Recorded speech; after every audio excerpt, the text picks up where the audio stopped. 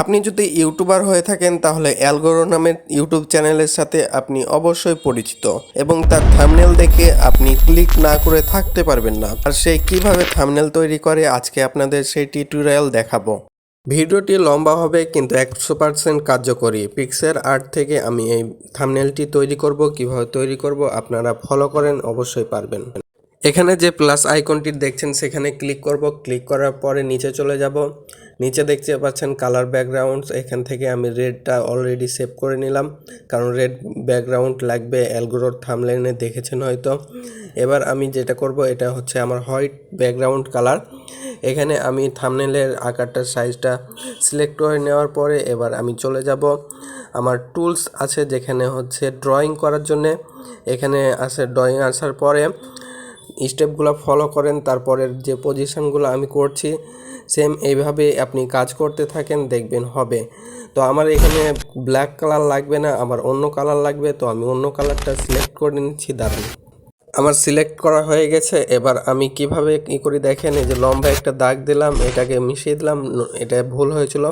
তো লম্বা একটা সোজা করে দাগ দেওয়ার পরে আমি আমার যতটুকু আমার পজিশন মতো আমি ঠিক করে নিব, তারপরে আবার দাগ দিব। এইভাবে আমি একটা ছক আকারে বানিয়ে নিব। আমি বানিয়ে নিচ্ছি, ভিডিওটি লম্বা হয়ে যাবে তাই স্কিপ করছি।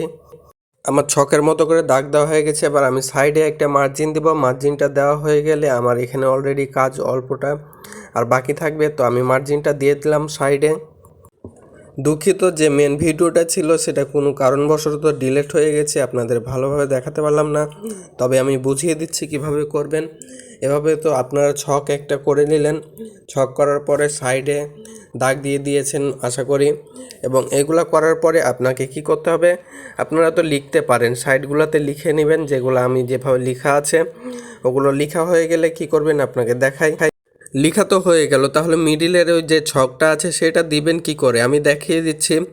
ওটা করার পরে ড্রয়িংয়ে যাবেন, ড্রয়িংয়ে যাওয়ার পরে কালারসে যাবেন, আপনার পছন্দ মতো কালার দিয়ে দিবেন। কালার দেওয়ার পরে টিক দিয়ে রাইট করে নেবেন, রাইট নেওয়ার পরে যেই আছে এটা সরিয়ে নেবেন, সরিয়ে নেওয়ার পরে এই যে এইভাবে আপনি দাগ দিতে থাকবেন আপনার ইচ্ছা মতো, যেভাবে আপনি চান, যতটুকু চান সেভাবে আপনার মতো করে আপনি জিনিসটা সাজিয়ে নেবেন।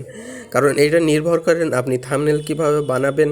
আপনি যে অ্যালগোর দেখে ওর মতোই বানাতে হবে এমনটা না, আপনার মতো করে আপনি থাম্বনেল বানাতে পারেন। আপনার যে মেন ফুটেজটা এসেছিল সেটা এরকমভাবে আমি লিখে নিয়েছি, আপনারাও লিখে নেবেন।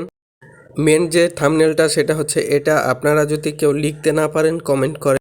আশা করি আপনার যখন একটি ইউটিউব চ্যানেল আছে সে সম্পর্কে আপনার ধারণাও আছে কিভাবে আপনাকে লিখতে হবে। কারণ আপনার থাম্বনেল আপনি কি দিবেন, আপনার কী বিষয়ে ভিডিও সেটা তো আপনিই ভালো জানেন। আপনার থাম্বনেলে আপনি যেসব লেখা লিখতে চান লিখে নেবেন এবং আপনার সুবিধা মতো বড় ছোট করে সাজিয়ে নেবেন, কি ফন্ট দিবেন না দিবেন। শুধু আপনাকে দেখালাম অ্যালগো কীভাবে তার থাম্বনেলটি তৈরি করে এবং কিভাবে তার অ্যাট্রাকটিভ থাম্বনেলের জন্য তার ভিউ এবং সাবস্ক্রাইবার বেড়ে যায়। ভিডিওটি যদি ভালো লেগে থাকে অবশ্যই চ্যানেলটি সাবস্ক্রাইব করেন এবং লাইক এবং কমেন্ট করে আমাকে অনুপ্রেরণা দিয়েন। আপনারাও ইউটিউবে আছেন, আপনারাও অন্যান্য ইউটিউবারদের সহযোগিতা পাবেন বা আমিও আপনাকে সহযোগিতা করব।